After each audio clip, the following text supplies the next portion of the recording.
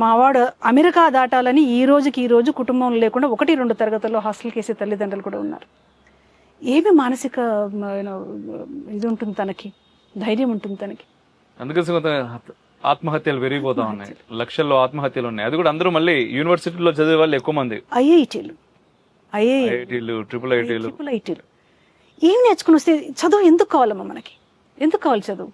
అంటే మనం మనిషి అన్న మర్చిపోయి తల్లినో అక్కనో చెల్లినో కుటుంబ సభ్యులనే చంపడానికి ఉపయోగపడలేదా, నువ్వు చావడానికి ఉపయోగపడదని చదువు అని పేరు పెడతాం మనకి. ఇక్కడ ఏం మిస్ అవుతుంది అనిపిస్తుంది మనకి? మీకు గుర్తు రావడం లేదా? భారతీయ విద్యా వ్యవస్థ ఎలా ఉండేది? గురుకులాలు, ఆ అమూల్యమైన గురుకులాలను మనకి చాలా అంటే స్ట్రాటజిక్గా ఒక ప్రణాళికాబద్ధంగా మనకి దూరం చేశారు. ఆ దౌర్భాగ్యానికి తీసిన దారే ఇది. యంత్రాలుగా తయారు కావడానికి ఏమేం కావాలో అవన్నీ పొందుపరిచి ఒకే దగ్గర. ఆత్మస్థైర్యం లేదు, వచ్చింది అంటే మార్కులు అంటే 100 మార్కులకి 4 మార్కులు తగ్గి సూసైడ్ చేసుకోవడం అనేది ఎంత దౌర్భాగ్యం. రీసెంట్ గా రిజల్ట్స్ వచ్చింది, అసలు ఏం చెప్తాం వాళ్ళకి? 10వ తరగతి రిజల్ట్స్ వస్తున్నాయంటే ఒక భయం.